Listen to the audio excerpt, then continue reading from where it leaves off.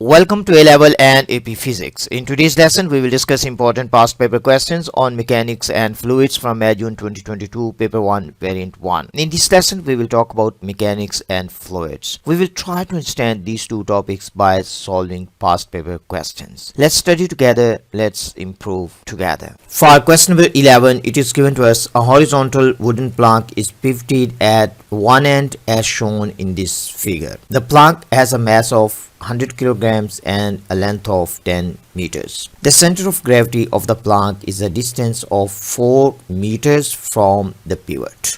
We need to find out what is moment of the weight of the plank about the pivot. So question is very straightforward one. Simply you need to find out moment of the weight about the pivot. Now we need to find out where the weight is acting. As the center of gravity is at 4 meters, it means weight is simply acting at this point. And the mass of the plank is given, that is equal to 100 kilogram. So the weight will be equal to 100 kilograms multiplied by 9.81. So this one is the force. We need to calculate moment. Moment, we can use symbol capital M for the moment, and moment is equal to force time perpendicular distance from the pivot. In this case, force is equal to 100 kg times 9.81, and the distance from the pivot is 4 meters. So our final answer in this case will be close to 4,000. It will be very close to 4,000. So simply in this case we can write down our final answer. This is equal to about 4,000 Newton meter. We can also write down this one in standard form. So we have 4.0 times 10 to 3 Newton meter. So the answer for this question is C. So this one is the right answer. For question number 12, we need to find out when must an object be in equilibrium. It's a typical type of question. They will ask you this question in different ways. Simply you need to understand when an object can be in equilibrium. Means what are the basic conditions for an object to be in equilibrium. The first condition is that sum of the forces acting on the object has to be equal to 0. Now simply we can say resultant force has to be equal to 0 in any direction. It means upward forces has to be equal to downward forces, and left side has to be equal to right side. Means the forces acting along horizontal to the left has to be equal to the forces acting along horizontal to the right. In any direction, sum of the forces has to be equal to 0. So this is one condition. And the second condition is that net torque has to be equal to 0. Net torque has to be equal to 0. Simply you can say clockwise moment has to be equal to anti-clockwise moment about any point. So about any point. About any point. It simply means that for an object to be in equilibrium, object has to satisfy these two basic conditions. Now let's look at options and try to find out the best possible answer. If you look at option A, it is given to us no resultant force acts on the object. If no resultant force is acting on the object, it simply means that acceleration of the object will be equal to 0. And this is one of the conditions for equilibrium. So this is not best possible answer. Now if we go to option B, it is given to us no resultant force and no resultant torque act on the object, and this is the best possible answer because it satisfied these two conditions. So the answer for this question is B. Now if we go to option C, no resultant torque, this is one of the conditions, so this is also not best possible answer. If we go to part D, means option D, it is given to us when the upward force on the object is equal and opposite to its weight. It simply means that resultant force is equal to 0, and this is one condition for equilibrium. So this is also not answer for this question. So the answer for this question is B. So object has to satisfy these two conditions to be in equilibrium. For question number 13, it is given to us a uniform diving board is held by two fixed rods at points P and Q. A person stands at end R of the diving board as shown in this figure. The forces exerted by the rods on the board are vertical. The board remains in equilibrium as the person slowly moves towards point Q from end R. Means when the person is moving this way, this diving board, it remains in equilibrium. So this is the main point you need to understand from here. And we need to find out which row describes the changes to the magnitude of the forces exerted by the rods on the board. Means the change in forces exerted by rod Q and by rod P. This question is about equilibrium. Now we need to understand, we can take one point as our pivot point because diving board is in equilibrium. It means that moment about any point has to be equal to 0. So in this case we will take moment about rod Q. So this one is our pivot point. So simply we can say this one is pivot. As this diving board remains in equilibrium, so it means that the moment about this pivot has to be equal to 0. And the force acting at pivot, let's say this force is FQ. And FQ has to be equal to the force exerted by this rod. This force is down. We can simply say this force is FP. And let's say the weight of this person is W. P has to be down because the moment, if you take moment about this point, moment due to weight, it is clockwise, and moment due to force exerted by rod P, this one has to be anti-clockwise, and that is only possible when the force by this rod is downwards. It has to be downwards. You can simply imagine this is my finger, so this is the rod and this is the diving board. Simply you can understand this one is diving board and the rod is placed here, so rod is at the top. So when the person is walking this way, person will try to produce clockwise moment. So it will push this rod up. So the rod will push diving board down. So the force by the rod on diving board, it has to be down because due to moment of the weight, there will be clockwise moment, means it will try to rotate clockwise. So this diving board will try to go up on the left side. So the rod will push this one down, means the diving board push rod up and the rod will push diving board down. So the force by the rod on diving board, it has to be down. So that's the reason force at P has to be down, means the force by the rod on diving board, it has to be acting downwards.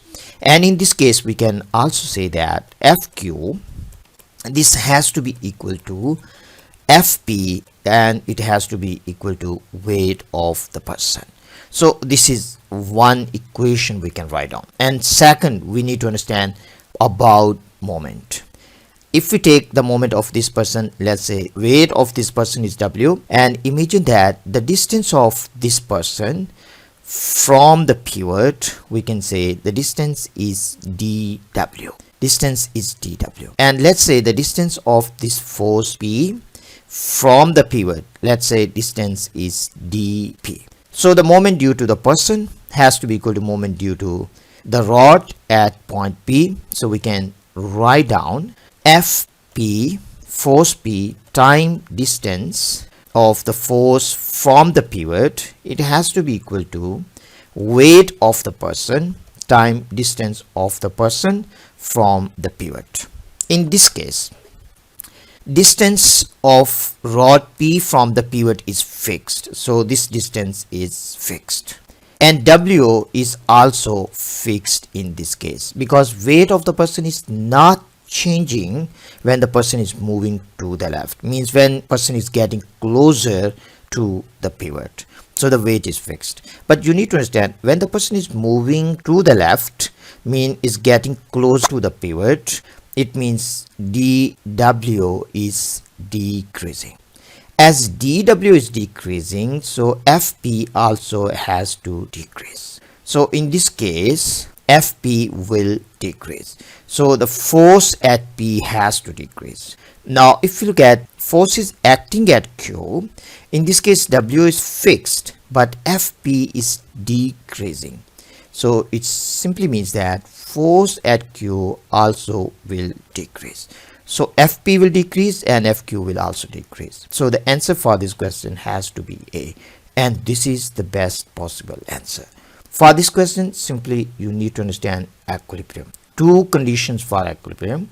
Clockwise moment has to be equal to anti-clockwise moment, and sum of the forces in any direction has to be equal to 0. So you have to use these two conditions to answer this problem, and this is how you can answer this problem. And this is very nice question on equilibrium.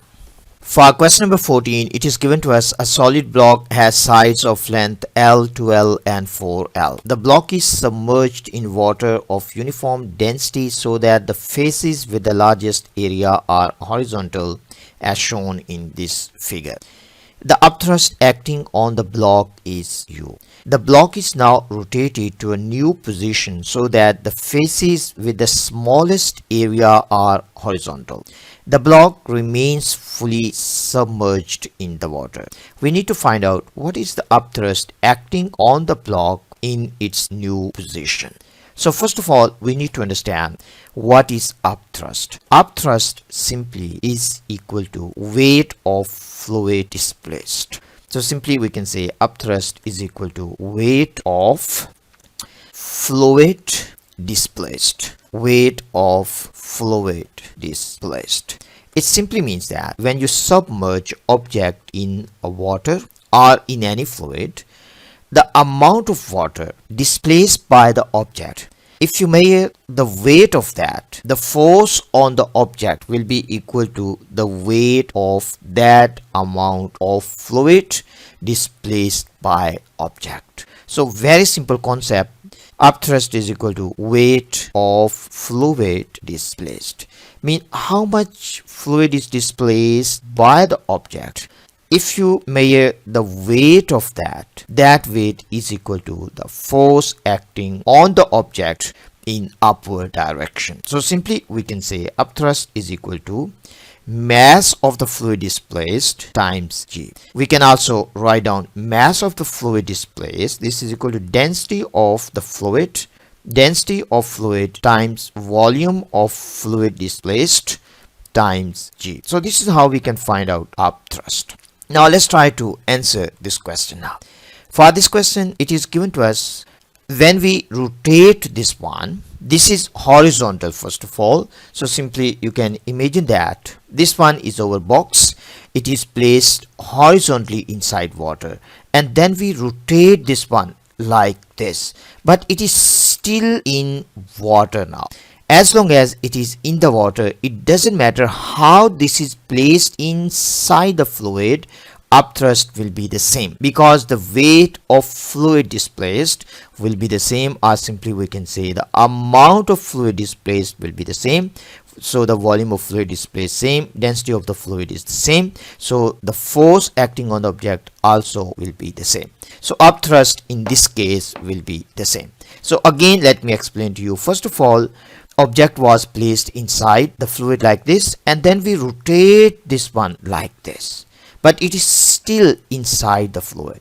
So the upthrust in this case will be the same, and upthrust still equal to capital U. So the answer for this question has to be B. For question number 15, it is given to us in a large container in an oil refinery, 3 oils of different densities are mixed. No chemical activity occurs.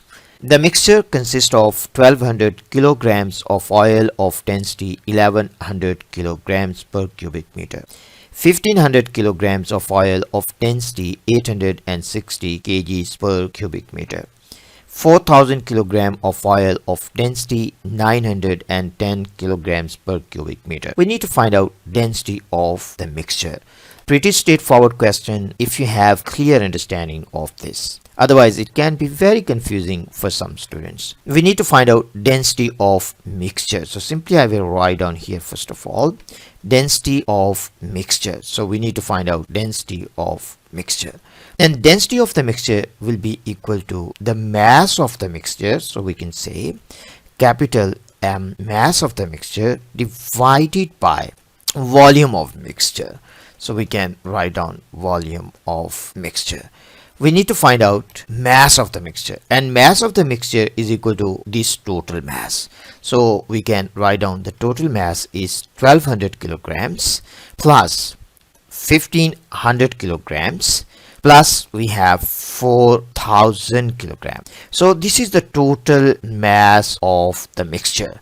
Now we need to find out volume of the mixture, and volume of the mixture is equal to the volume of these three different oils.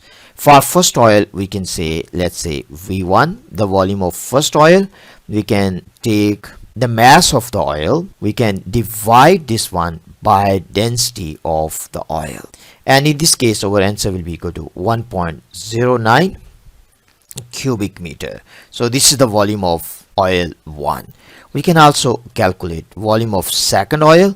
We have the mass of the second oil, so this is mass divided by density. Density is equal to 860.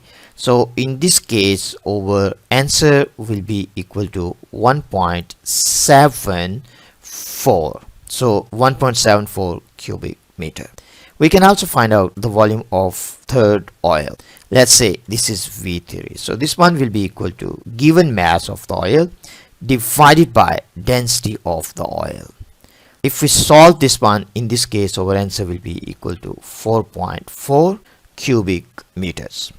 Now we have the total volume of mixture. So it simply means that we have to add all of them. If we add all these volumes, we can find volume of the mixture. So volume of the mixture is simply equal to 1.09 plus 1.74 plus 4.4. And if we solve this one, our final answer in this case will be equal to 927 kgs per cubic meter. So this is density of mixture, and our answer for this question will be A. So A is the best answer. So simply you need to understand how density of the mixture is linked with volume of the mixture and mass of the mixture, means total mass of the mixture. Masses are given to us, so we have these masses, simply we need to add them. That will be equal to the total mass of the mixture. Densities are given for each oil and the mass is given. We can find out volume of each oil, and if we add all volumes of oils together, we can find out the volume of the mixture. Then total mass divided by total volume, we can find out density of mixture. This is the best way to approach these problems. So when you see this kind of problem, no need to get frustrated. Just try to understand what is given to you and what you need to find. You will be able to answer if you have understanding of this question. I hope this question is clear to you, and if you have any questions, please leave your questions in comments and I will answer as soon as possible.